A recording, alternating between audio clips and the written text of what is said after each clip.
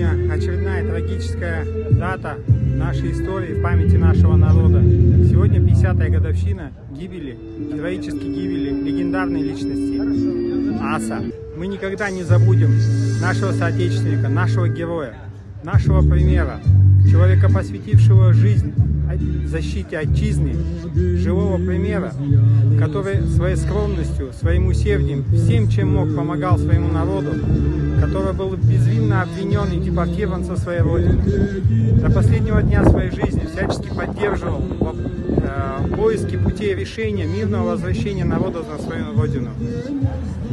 Ахмед хан Султан, дважды герой, вечная память всем героям и нашему герою.